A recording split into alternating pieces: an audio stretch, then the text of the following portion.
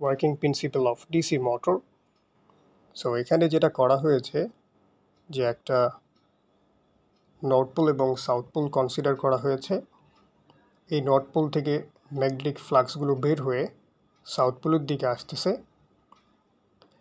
এই ম্যাগনেটিক ফ্লাক্সগুলোর যে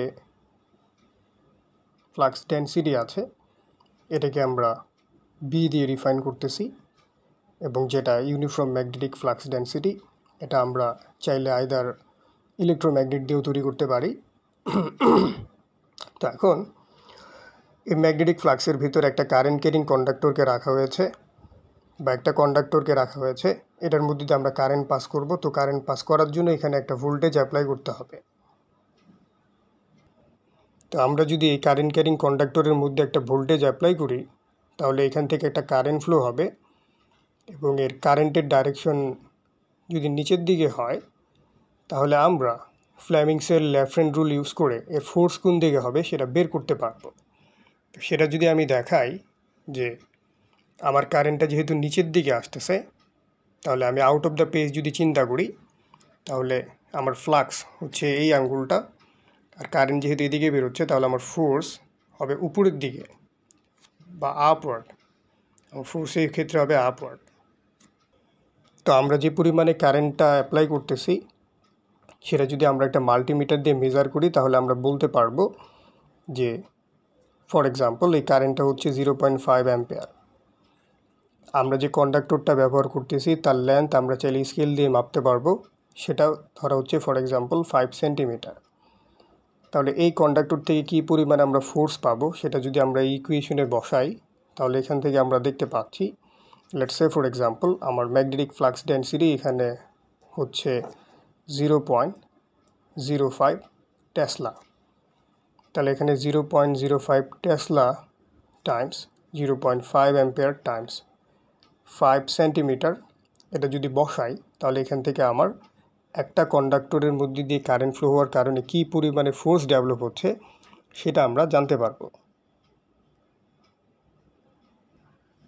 তো আমরা দেখতে পাচ্ছি যে এখান থেকে 12.5 নিউটন মিটার পরিমাণ একটা ফোর্স এই কন্ডাক্টরটা আমাকে দিচ্ছে।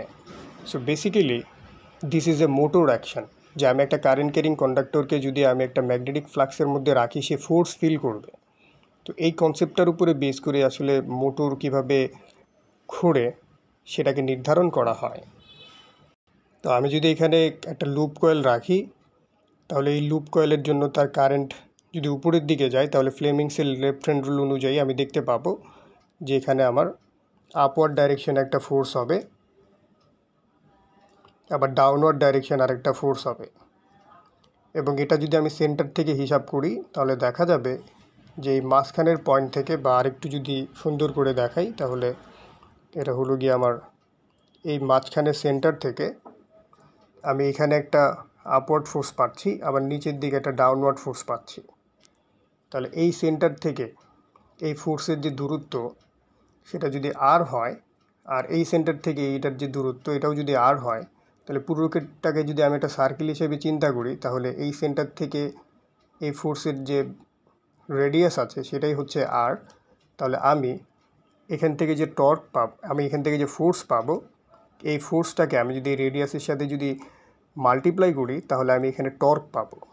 তাহলে টর্ক এখানে ইনডিউসড হবে, যেটা হচ্ছে আমার ফোর্সের সাথে আমার রেডিয়াসের মাল্টিপ্লিকেশন থেকে আসবে। তো এই টর্ক হচ্ছে এক ধরনের টুইস্টিং ফোর্স, যে টুইস্টিং ফোর্সের কারণে বেসিক্যালি আমার ডিসি মোটরটা ঘুরতে থাকে বা ঘোরা শুরু করে। এখন আমরা দেখব কিভাবে আসলে ডিসি মোটরটা ঘুরে, বা তার ঘোরার যে প্রিন্সিপালটা সেটা আসলে কিভাবে হয়। সো এখানে নর্থ পোল থেকে সাউথ পোলের দিকে ম্যাগনেটিক ফ্লাক্সগুলো যাচ্ছে, আর এটা হচ্ছে আমার ব্রাশ, তার পজিটিভ এবং নেগেটিভ পোলারিটি। তো যখন ব্রাশের আন্ডারে নিশ্চয়ই কমিউটেটর সেগমেন্ট থাকে ব্রাশের সাথে কানেক্টেড, তো কমিউটেটরের সাথে হয়তো বা একটা অথবা দুটো কন্ডাক্টর লেগে থাকে। তো যখন এই ব্রাশের নিচে দুটো বা একটা যদি লুপ কয়েল আসে, তখন সেটা এনার্জাইজড হবে তার নর্থ পোল এবং তার সাউথ পোল এবং বাকি যেগুলো আছে তারা কিন্তু এনার্জাইজড হবে না, তারা হয়তো বা পাশে এভাবে ছড়ানো ছিটানো থাকবে। তো যখনই এটা এনার্জাইজড হবে এর মধ্যে দিয়ে কারেন্ট ফ্লো হবে, এবং কারেন্ট ফ্লো হলে এ একটা ফোর্স ফিল করবে। এই ফোর্সের কারণে এই নর্থ পোলটা এই সাউথ পোল দ্বারা অ্যাট্রাক্টেড হবে এবং এটা ঘুরে এদিকে আসবে, আর এই সাউথ পোলটা এই নর্থ পোলের দিকে অ্যাট্রাক্টেড হবে এবং এটা ঘুরে এদিকে আসবে। ফলে দেখা যাবে এখানে একটা টর্ক পাওয়া যাচ্ছে, এবং এটা যেহেতু ঘুরে আসছে পরবর্তী হবে এই যে নর্থ পোলটা আছে এটা আবার ঘুরে এই ব্রাশের আন্ডারে আসবে, পর আবার এটা এনার্জাইজড হবে। এটা এনার্জাইজড হলে এ আবার কি করবে, এর মধ্যে দিয়ে কারেন্ট ফ্লো হবে, এর মধ্যে দিয়ে যদি কারেন্ট ফ্লো হয় এ আবার ফোর্স ফিল করবে, পরে এ আবার ঘুরে যাবে। এরকম করে একটার পর একটা কন্ডাক্টর আমার ব্রাশের আন্ডারে আসবে এবং সেটা এনার্জাইজড হবে এবং সেটা ঘুরতে থাকবে। তো এভাবে করেই আসলে বেসিক্যালি ডিসি মোটরটা ভিতরে ঘুরতে থাকে। আর আরেকটা বিষয় আমি যেটা এডিশনালি দেখাতে চাচ্ছি সেটা হলো যে যখন এই ব্রাশের আন্ডারে একটা লুপ কয়েল আসতেছে, বা ধরে নিলাম আলোচনার খাতিরে 2টা লুপ কয়েল আসলো, তো বাকি যে লুপ কয়েলগুলো আছে এরা কিন্তু এই ব্রাশের আন্ডারে নাই। আর এরা যেহেতু ম্যাগনেটিক ফ্লাক্সের আন্ডারে আছে, তো যখন আমার রোটরটা ঘোরা শুরু করলো এই বাকি কয়েলগুলো যেহেতু এই নর্থ পোল এবং সাউথ পোল থেকে বের হওয়া ফ্লাক্সের চেঞ্জগুলো সে দেখতে পাবে, তখন এরা আবার এদের নিজেদের মধ্যে একটা ভোল্টেজ ইনডিউস করবে, যেই ভোল্টেজটা আমার টার্মিনাল ভোল্টেজটাকে অপোজ করবে এবং সেটাকে বলা হয় ব্যাক ইএমএফ। সুতরাং এভাবে আসলে মোটরটা চিন্তা করা হয়, এবং ডিসি মোটরের যে রোটেশনটা আছে সেটা আমরা এইভাবে চিন্তা করতে পারি। আমরা যদি এর পোলারিটিটা যদি সে ফর এক্সাম্পল যদি চেঞ্জ করে দেই তাহলে এর রোটেশনটা উল্টো দিকে হবে। তো এটাই হচ্ছে working principal of A DC motor.